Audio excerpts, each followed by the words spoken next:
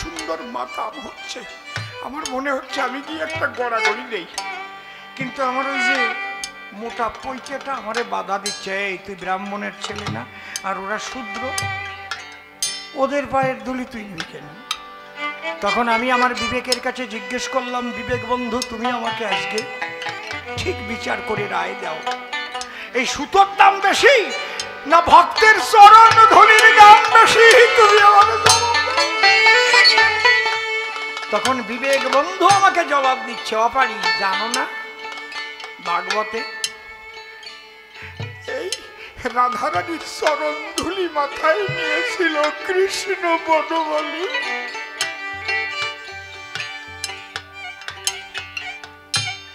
বাবু বলেছেন একটা বাক্স ধরে আমি দাঁড়িয়েছিলাম, আমি তাড়াতাড়ি বাক্স ছেড়ে ভিতর থেকে পৈতাটা বের করে ছিঁড়ে হরিবল হরিবল বলে ঢলে পড়লাম ভগবান চরণ তলে।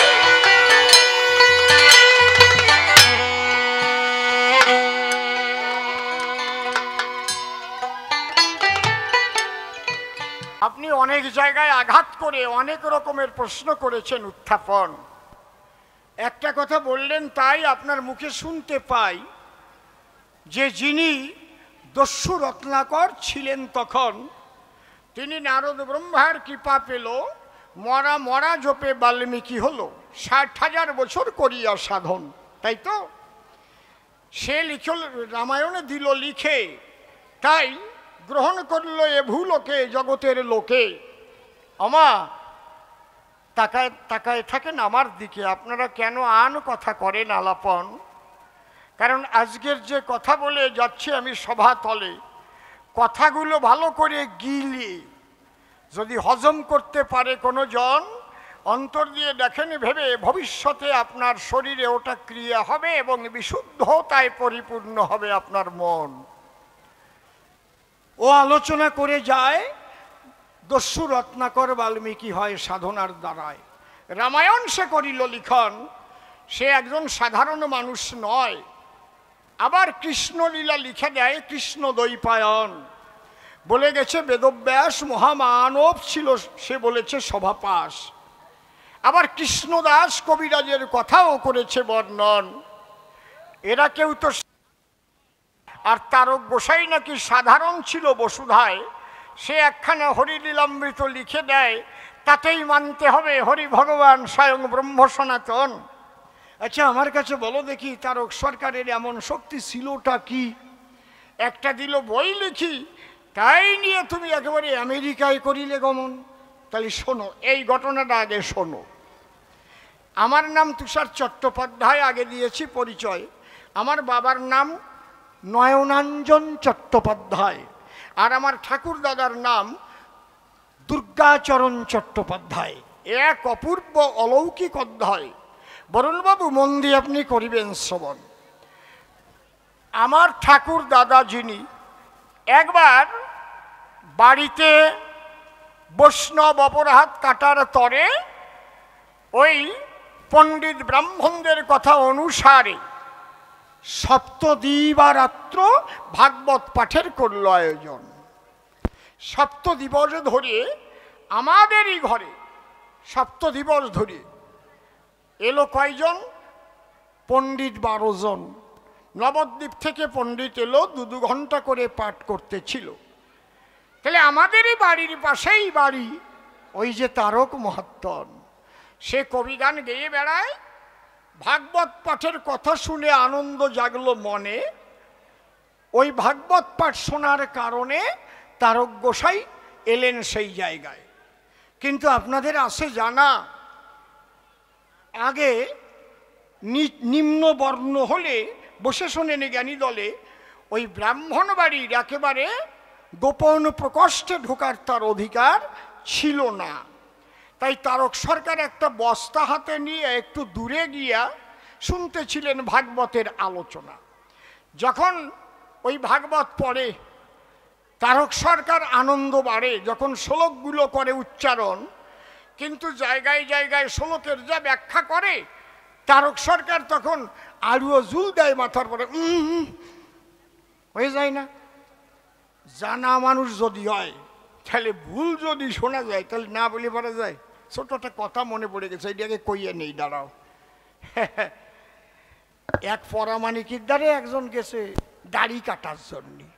তাই দাড়ি কাটতে গেলি তো কোনো সময় কান ধরে টান দেয়, কোনো সময় থুতনি ধরে ঠেলা দেয়, দেয় না? নাকি সবসময় আদর করে নাকি, বাবু আসুন দাড়ি কাটবো, করে না? ধারালো খুর দিয়ে যখন এই কণ্ঠ দেশে পরিষ্কার করতে যায়, হঠাৎ কি বলবো আপনাদের পাশে খুর গেছে ওই গলায় বসে, নলি কাটিয়ে মরিছে সেই জায়গায়, রক্তে ভেসে যাচ্ছে। লোকজন গিয়ে তো বোঝেন একটা মানুষ খুন করে ফেলিছে, ব্যাপারটা কি হয়? তাড়াতাড়ি পাশে পুলিশ পালি ছিল, ওরে ধরে নিয়ে গেল, মানুষের 2-4 গুতো গাতা তো খেল। এইবার যখন বিচার মঞ্চে ওকে দাঁড় করালো,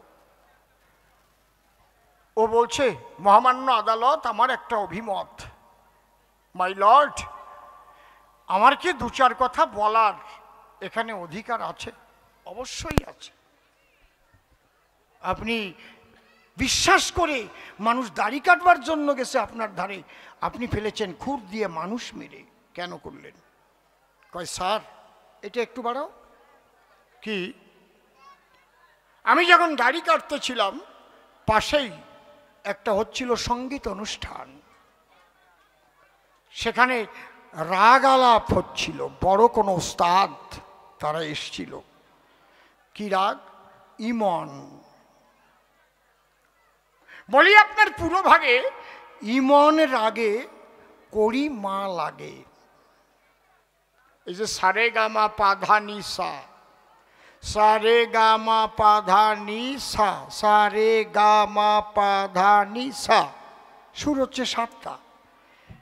যেমন রে গা ধা নি কোমল করলে ভৈরবী হয়ে যাচ্ছে, এর রে গা ধা নি কোমল করে দেন ভৈরবী হয়ে যাবে, করি মা লাগিয়ে দেন ইমন হয়ে যাবে। দেখেছেন? সারে গা পা ধাসা ভূপালী হয়ে গেল এর মধ্যে দিয়েই।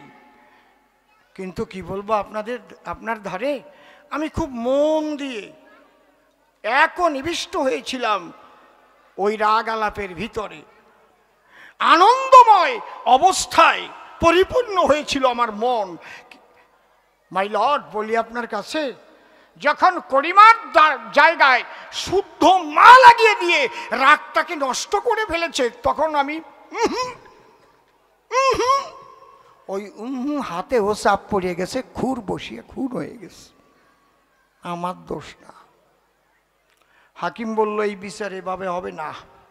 কোন কোন শিল্পী দিয়ে ওই জায়গায় অনুষ্ঠান হয়েছিল সেই শিল্পী গিয়ে আবার আনতে হবে, ওই রাগ গাবে এবং দিল্লির থেকে ওদের চাইতে বড় শিল্পী এনে বিচারক বসাতে হবে। কারণ যে যেভাবে ভুল শিক্ষা করেছে ওই জায়গায় যাইয়ে তার ভুল আসেই পড়বে পাশে। বুঝতে পারছেন কি বলছি?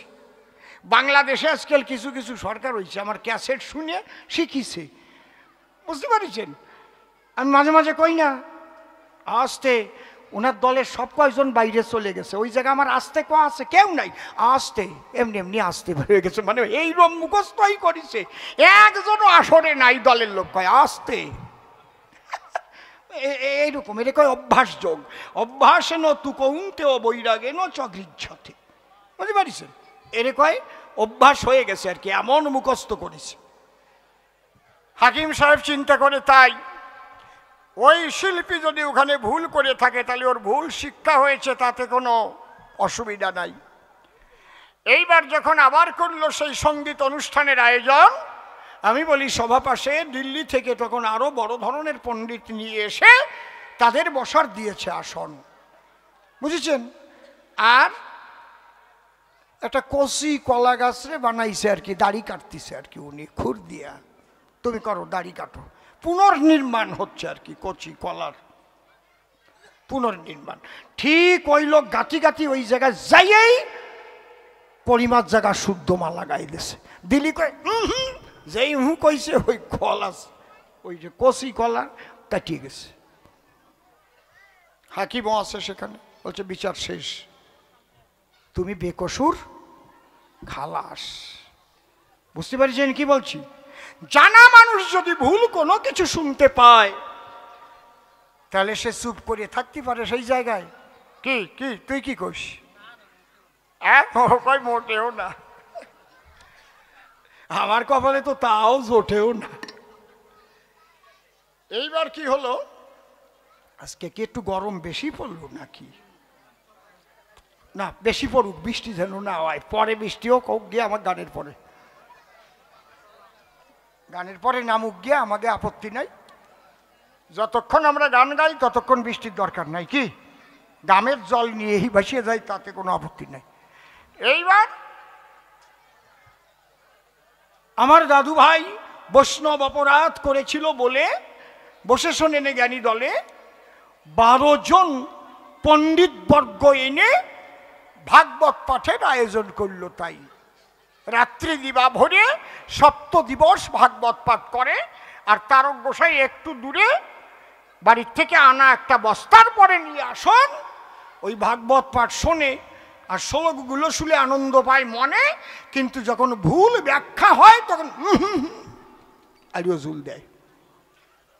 ওই পাঠকদের কিন্তু লক্ষ্য পড়ে গেছে। দুর্গাচরণ বাবু, হ্যাঁ বলুন, ওই লোকটা কি? ও তো একটু কবি গান টান গাইয়ে বেড়ায়, ওই তারক, ওনাকে ডাকেন তো। কি কারণে ডাকেন ওনাকে? তুমি কবি গান করো? বলে হ্যাঁ। আচ্ছা, মাঝে মাঝে যে তুমি আনন্দ পাও আবার আলুও ঝুলো দাও, এর কারণটা কি? আমাদের কোন জায়গায় ভুল হয়? তারক গোসাই করজোড়ে ডাক দিয়ে বলে তাদের ধারে, আপনারা পণ্ডিত বর্গ এসেছেন ভাগবত পাঠের তরে, আপনাদের ভুল ধরার মতো যোগ্যতা আমি পাবো কোন জায়গায়? তবে বলি আপনাদের বরাবরই আপনারা শ্লোকগুলো বলেন ভালো, আমিও শুনতে পারি, কিন্তু যখন তার টিকা টিপ্পণী করি, ব্যাখ্যা করতে চান, সেখানে আমার মনে হয় কিছু কিছু ত্রুটি রয়ে যায়, তখনই উদ্বেলিত হয়ে যায় আমার প্রাণ। আমাদের ত্রুটি হয় কোথায় দেখাও? দুর্গাচরণ বাবু, আমরা এত বড় অপমান সহ্য করতে পারবো না। আমরা কেউ আদ্য মাধ্য কাব্য তীর্থ, আমরা পণ্ডিত যথার্থ। আর কোথাকার একজন কবি গায়ক এসে সে যদি বসে সে বলে আমাদের শ্লোক ব্যাখ্যা ভুল, বিচারটা আপনি করবেন, বলেন কোথায় ভুল, একটু বাড়াও।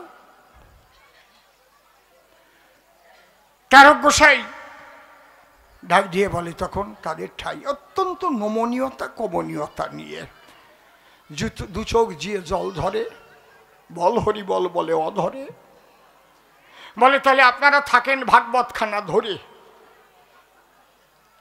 বলে ভাগবত আমরা ধরে থাকবো তো আর তুমি পড়বা না? বলে আমার ভাগবত দেখে পড়া লাগবে না। ওই ভাগবত ধরে 12 জন পণ্ডিত বসেছিল। প্রথম শ্লোক থেকে মনের পুলকে আমার রসরাজ তারক ভাগবত না দেখে শেষ শ্লোক পর্যন্ত ব্যাখ্যা করে দিল। কোথায় কোথায় ভুল ছিল সেগুলো সংশোধন করে দিল। 12 জন পণ্ডিত করজোড়ে বলেছিল, তাই আমরা জীবন ভরে বেড়াই ভাগবত পড়ে। ভাগবত একখানা গ্রন্থ জানে বিশ্বের নারী নরে, কিন্তু জীবন্ত ভাগবত যে জন্ম ধরে এমন আমরা করি নাই দর্শন। আমাদের অভিমত শুধু কবি নয়, জীবন্ত ভাগবত, জীবন্ত ভাগবত রসরাজ তারক মহাত্তর। এই 12 জন পণ্ডিত দিল অভিমত, তারক সরকার জীবন্ত ভাগবত। তাহলে ভাগবত লিখিছে কে? ব্যাসদেব। ব্যাসদেবের লেখা যদি মান্য হতে পারে, তাহলে জীবন্ত ভাগবত যদি লেখে কিছু কলম ধরে, বরুণ বাবু মানবেন কিনা একটু করবেন বর্ণনা না, কিন্তু দেখে আপনার হিংসা গেছে বেড়ে। ওই যে তারক কাড়াল, হ্যাঁ সাধারণ সাধারণ, আমি জানি সভাতলি সাধারণ অসাধারণের কথা যদি বলি, বশিষ্ঠদেব কিভাবে করেছিল জন্মগ্রহণ? বেশ্যাপুত্র বশিষ্ঠ কিন্তু মুনি সমাজে হলো উৎকৃষ্ট। ব্যাসদেব জারজ সন্তান ছিল একজন। আমার কাছে বলুন দেখি, যখন ব্যাসদেব জন্ম লয়, তার বাবা তার মায়ের সঙ্গে কি করেছিল? কোনো শুভ পরিণয় অর্থাৎ বিয়ে হয়েছিল নাকি? হয়েছিল? তাহলে অবিবাহিত অবস্থায় যদি কোনো কুমারীর গর্ভে যদি কোনো পুরুষ সন্তান জন্ম দেয়, সেই সন্তানটা কি সন্তান কয়? কও, কথা কও। জারজ কয় না নাকি?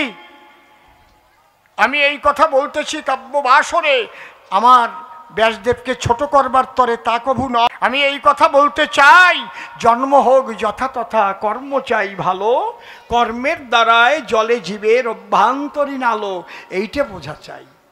যীশুখ্রিস্ট কুমারী অবস্থায় গর্ভে এসেছিল, মিথ্যা নয়। কি মা মেরি, আজ তাদের আমরা শ্রদ্ধা করি।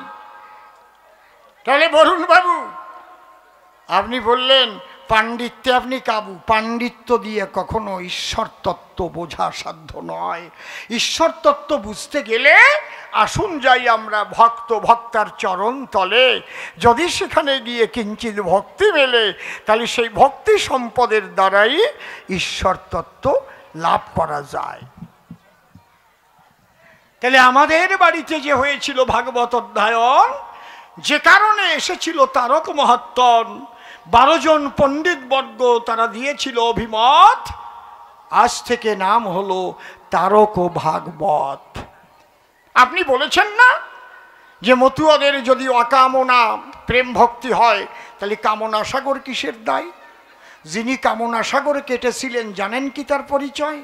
জগদীশ গুণনিধি করিলেন কামনা নদী। বাবা গুরুচাঁদ কামনা সাগর করে নাই, আর কামনা সাগর করে নাই বাবা হরিদয়াময়। কে করেছিল? বলতে গেলে তার জন্ম আমার তারক চাঁদি দিল। তার বাড়ি ছিল কোথায়? আমি বলি গানের সুরে, তার বাড়ি ছিল মাদারীপুরে, কেন্দুয়া বাজিতপুর যারে কয়। যে পেয়েছিল পরে হরি প্রেমের মধু, আগে নাম ছিল তার ফটিক সাধু। ওই জগদীশ নামটাও কিন্তু শ্রী হরির রাখা ওই নামের পরিচয়। 16 বছর বয়স তার। আমি করি প্রচার। যখন মতুয়ারা বারুণীতে যায়, ফটিক মনে মনে ভাবে তাই এই রকম ধ্বনি তো জীবনে শুনি নাই, আমিও একবার যাব দেখি সেই ওড়াকান্দির গায়ে। মতুয়াদের দলে মিশে ফটিক তখন ওড়াকান্দি আসে। হরি নামে ফটিক গেল ভেসে, কারণ পূর্বজন্মের একটু এগোনো না থাকলে তো আর নামের রুচি তার হয় না মহাশয়, তাই না? প্রারব্ধ কিছু থাকার আছে প্রয়োজন। পূর্বজন্মে থাকে যদি সাধু সংস্কার, দেখিতে শুনিতে হয় তার বৈষ্ণব আচার।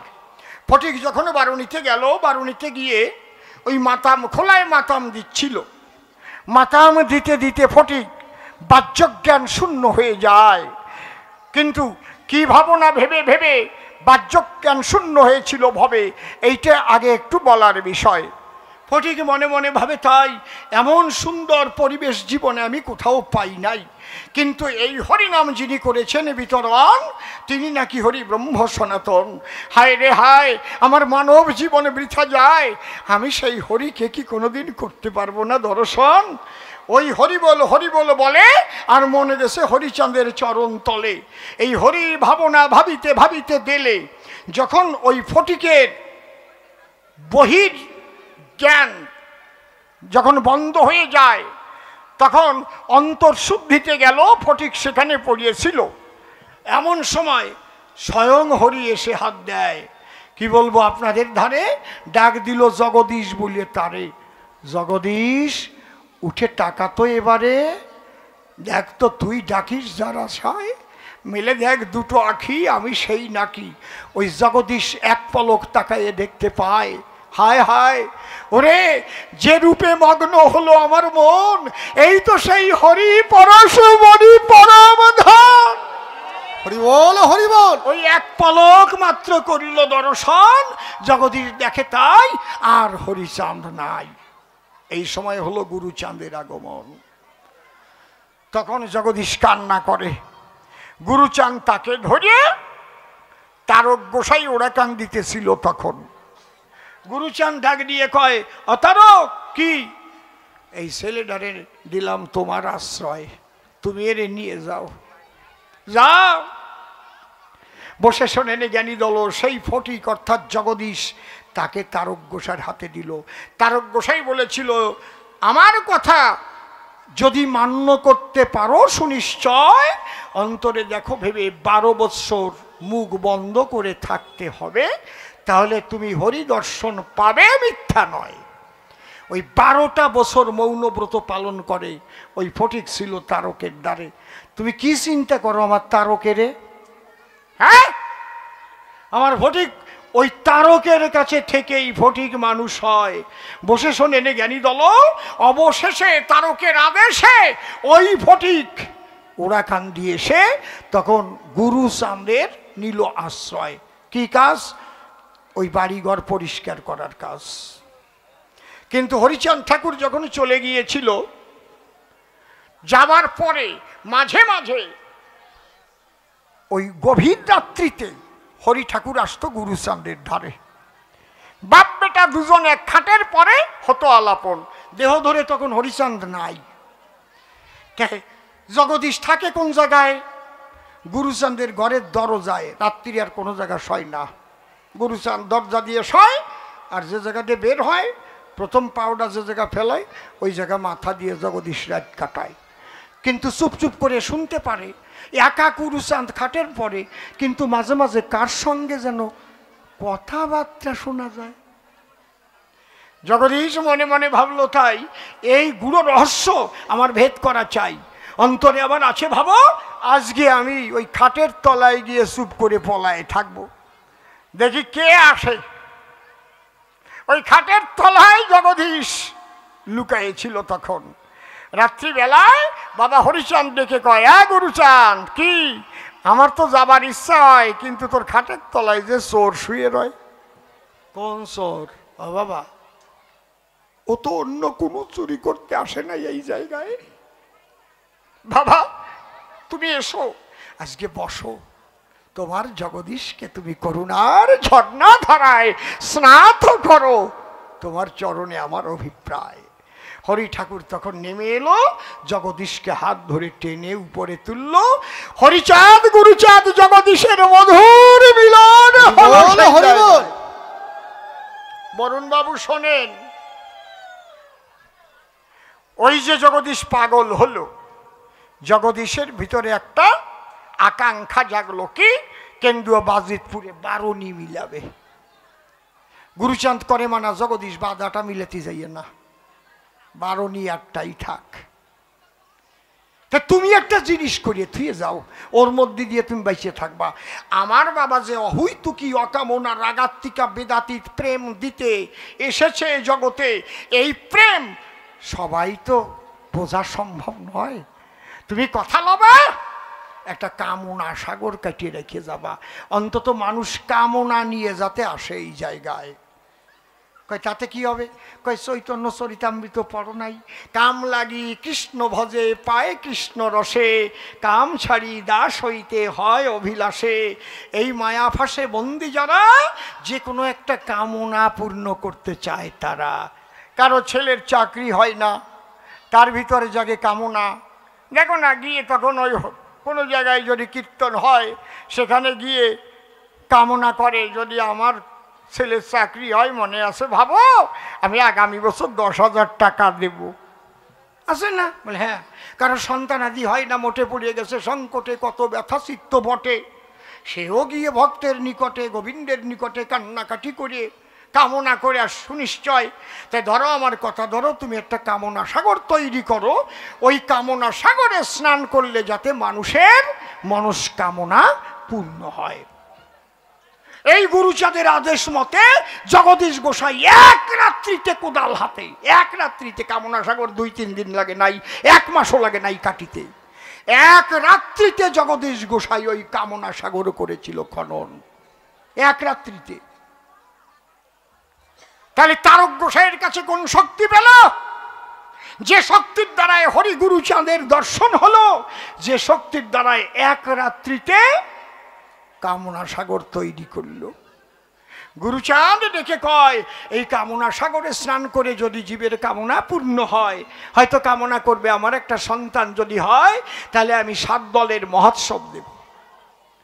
তার যখন সন্তান হবে 7 দলের মহোৎসব দেবে। মতুয়ারা হরিনাম করতে করতে যাবে, মাতাম দেবে, ধুলায় গড়াবে, প্রেমাপ্লুত হবে, আর ওই ধুলি উড়ে তার বাড়িতে সব জায়গায় পড়বে। ওই সন্তানকে এনে ছেড়ে দেবে মতুয়ার চরণে, ওর মধ্যেও সেই হরি প্রেম ভক্তি প্রবেশ করবে। ওই যে প্রথম বৎসর কামনা সন্তান কামনা করে যে মতুয়া রসে, হ্যাঁ, হরিপ্রেম ও রসে নিমজ্জিত হতে পারে, তারপরে প্রতি বৎসরে বৎসরে ওই মতুয়াদের করে নিমন্ত্রণ, হরিনাম না শুনিলে জ্বালা যায় না কোনো কালে, দরকার হলে ভিক্ষা করে তখন করে মতুয়া সম্মেলন। এইটা করিতে করিতে ওই ভাব যখন আসিবে চিতে, তখন ওই অকামনা কামনা সাগরেতে গিয়ে কামনা দেবে বিসর্জন। কামনা বিসর্জন দিয়া অকামনা প্রেম ভক্তি নিয়ে প্রেমানন্দ হরিনাম কীর্তন। দেখবেন মুসলমানদের আছে জমজম কুয়া, সেই জায়গায় যে কামনা করে। ওই যে দক্ষিণেশ্বরে মা কালীর দ্বারে ডালা দেয়, দেয় না, কামনা করে। এই কামনা নিয়েই মানুষ প্রথমেতে যায়, তারপরে কামনা পূর্ণ হলে বসে শোনেন জ্ঞানী দলে ভক্ত সঙ্গ যখন মেলে, ওই কামনা ভুলে তখন অকামনা প্রেম ভক্তি তার মধ্যে হয় উদয়। হরি ঠাকুর অকামনা প্রেম ভক্তি দিতে এসেছেন, কিন্তু সাধারণ মানুষ যারা ওই অকামনা বুঝবে নাই, তারা বুঝবে কয়জন বুঝবে? সেই বুঝবে যার অকামনা প্রেম ভক্তি সম্পন্ন মহামানবের করুণা হবে, সে বুঝবে, তাছাড়া বুঝবে না। চুপ করে থাকেন সবে, আর একখানা গানের ছন্দে গাইতে হবে। একবার হরি হরি হরি বল মনে পা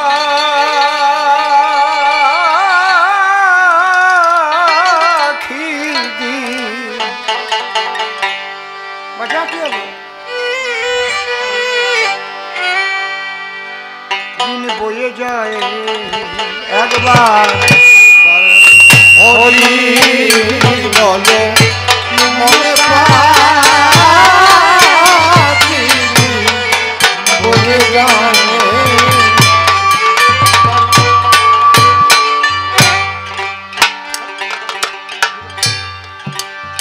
ওরে মধুর হরি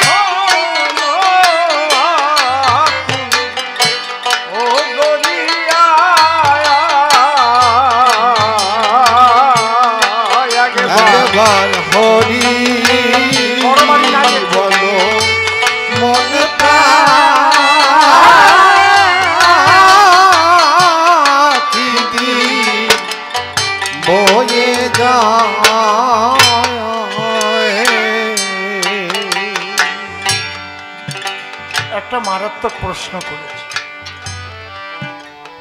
তুমি কেন ব্রাহ্মণ হয়ে পৈতা নাও? বরুণ বাবু দেখুন, এই পৈতাটা হচ্ছে অহংকারের একটা কেন্দ্র। যদি হরি প্রেম, কৃষ্ণ প্রেম কাউকে লাভ করতে হয়, আমার অশ্বিনী কর্তা তিনি গানে লিখেছেন, মান অপমান সমান যার, তার মতো আর মান লিখে।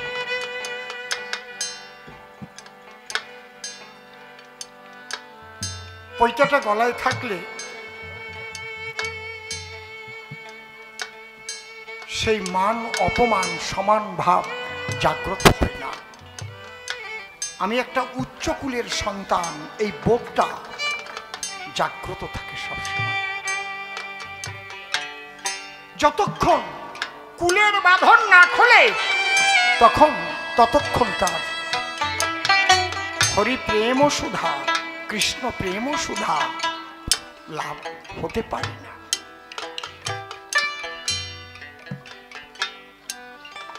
বরুণ বাবু, আপনি কি পারবেন?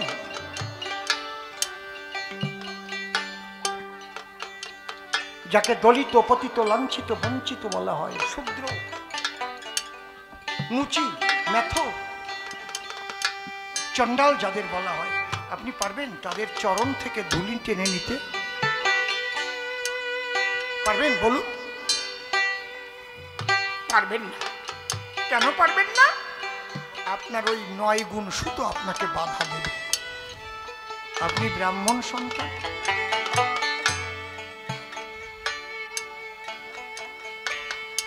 পারবেন না। কিন্তু যদি আপনার কখনো ভেতরে ওই প্রেম জাগ্রত হয়, আপনার ওই বোধ থাকবে না যে আপনি কোন কুলের, আপনি ব্রাহ্মণ, চণ্ডাল, সবার চরণ ধুলি তখন আপনি নিতে পারবেন।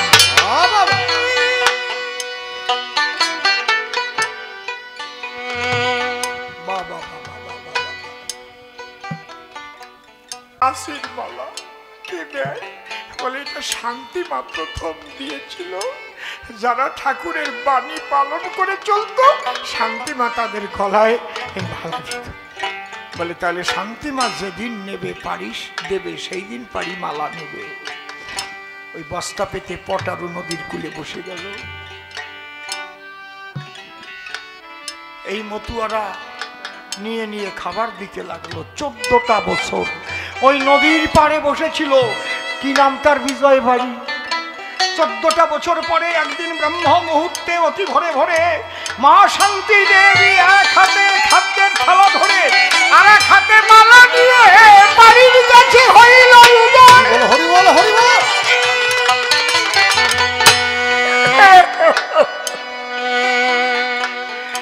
এসে কয়, ওরে পারি, এত কাঁদলে কি আমি থাকতে পারি? এই নে বাবা। এই মালা পড়ালো পাড়ির গলায়, আর নিজে মা ভাত মেখে দিল পাড়ি বাবুর মুখে। সেখানে কোটি টাকার ঊর্ধ্বে খরচা করে বিরাট হরি মন্দির হয়েছে। বরুণ বাবু, আমি চাই না ওই সুতায় গলে নিয়ে আমি আমার হরিভক্তের চরণ ধুলি থেকে আমি বঞ্চিত হই। আমি চাই না।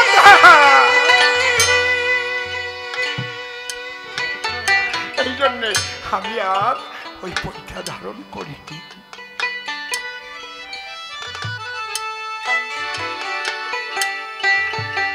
ওরে মধুর হরি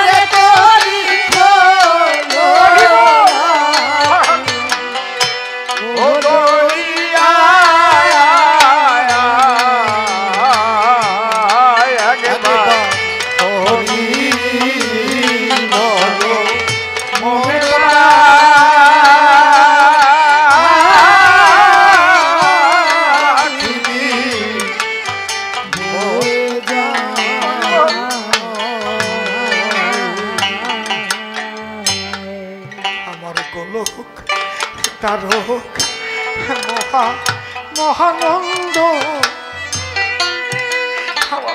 হরিচন্দ্র ভক্ত বৃন্দ উঠল ওই নৌকায়। হে হে গোলক তার মহানন্দ হরি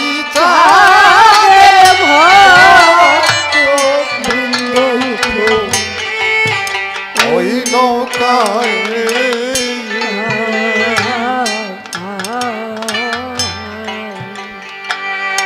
ওরে আমার কারণ মহানন্দ হরিচন্দ্রের ভক্তবৃন্দ উঠল ওই নৌকায়।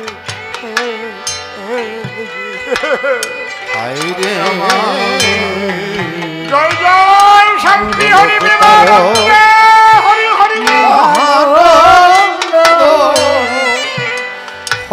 হরিচাঁদের ভক্ত বৃন্দ উঠল ওই নৌকা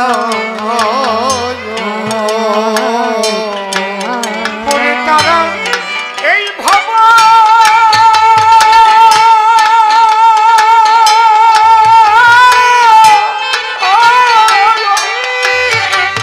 সাগর পাড়ি দিয়ে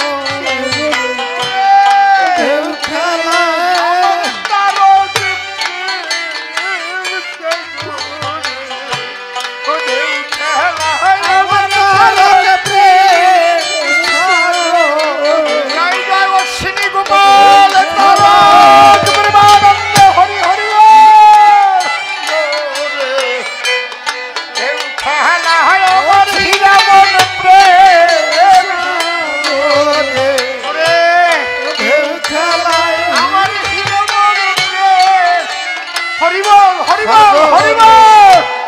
ঢেউ খেলায় আমার হীরামন প্রেম সাগরে, ও ঢেউ ঢেউ খেলায় হিয়াচলকে সাগরে ঢেউ খেলায় আমার গোলক প্রেম সাগরে, ও ঢেউ খেলা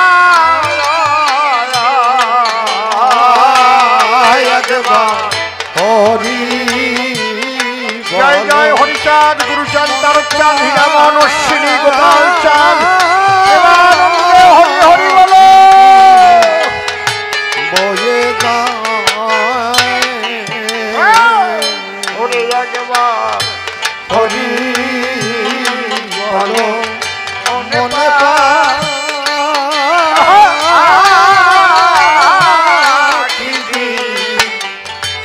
বয়ে যায় এই হরি নামে আছে সবই, সবাতে তোরা ইহকাল কাল পাবি সেগে দয়াময় আয় রে আইরে এই হরি হরি নামে আছে সবই, আছে স্বামী ইহকাল পরকাল পাবি। কাল পরকাল পাবি হরি বলো, সাধু দয়াময়। দয়াময় ওই দেখ, ওরে কত ভক্ত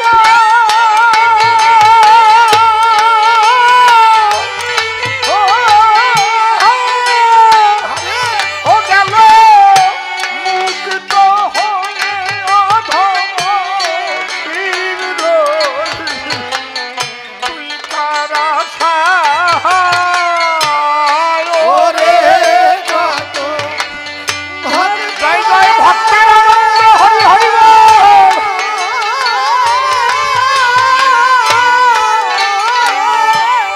ও গেল মুক্ত হয়ে অধম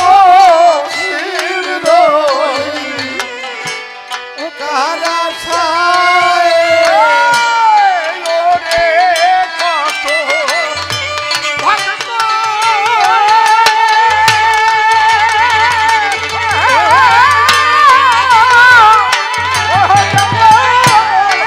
মুক্ত হয়ে অধম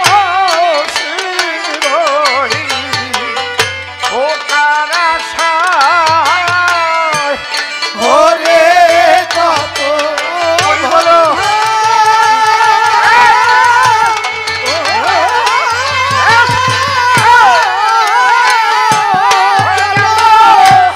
মুক্ত হয়ে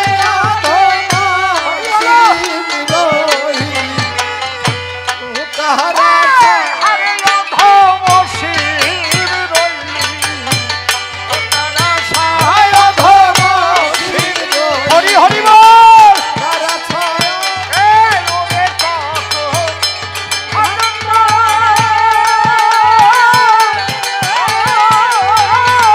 ও গেল মুক্ত হয়ে অধম শির রইলি, কারা সায় ওরে কত অধম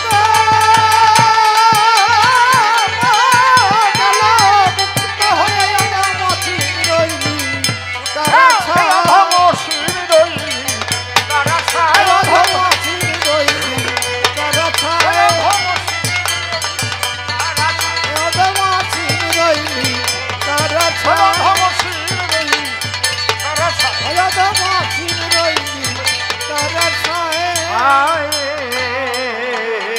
একবার হরি বলো মনে পাখি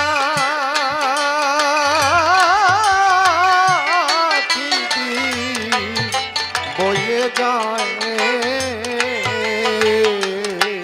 একবার হরি হরি বলো মনে পাখি হরি বলো।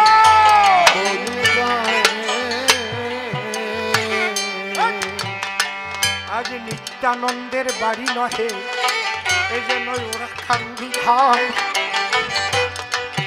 চোখের জলে করিতেছে সবাই মধুর হরিনাম। হরি ধ্যান, হরি জ্ঞান, হরি প্রেম কথা সকল ভক্ত বৃন্দের ওই হৃদয়ে আজ গাথা। এই শুভ দিনে শুভক্ষণে করো তোমরা উলুধ্বনি, একবার শঙ্খধ্বনি তোমার মুখে পরাণ ভরে শুনি।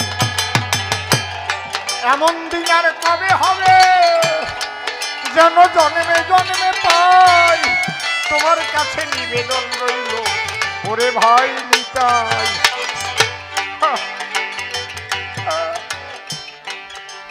হরি বল।